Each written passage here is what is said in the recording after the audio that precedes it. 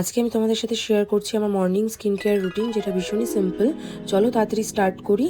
তো ফার্স্টেই যেটা আমি ইউজ করেছি সেটা হচ্ছে এই ফেস ওয়াশটা, যেটা আমাকে ডক্টর প্রেসক্রাইব করেছে। আমার স্কিনে অনেক পিম্পল বেরিয়ে গিয়েছিল সেই কারণে। দেন আমি ইউজ করি এই বিউটি অফ জোসেনের টোনারটা।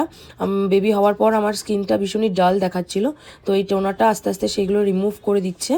দেন আমি ইউজ করি প্লামের রাইস ওয়াটার অ্যান্ড নাইসিনামাইড, এই সিরামটা, যেটা আমার যত পিগমেন্টেশন আছে সব রিমুভ করে দিচ্ছে।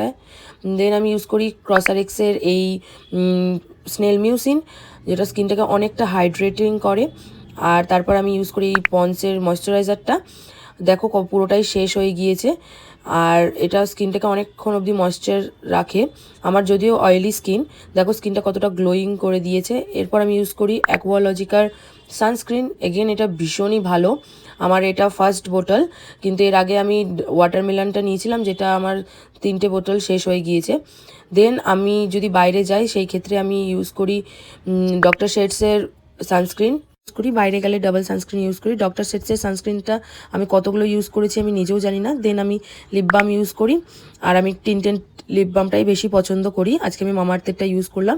ভিডিওটা কেমন লাগলো অবশ্যই জানিও। ভালো লাগলে লাইক শেয়ার সাবস্ক্রাইব করে দিও। আমার পিঙ্ক লাভ সেলের ভিডিওটা না দেখলে অবশ্যই দেখে নিও। দেখা হচ্ছে নেক্সট ভিডিওতে। বাই।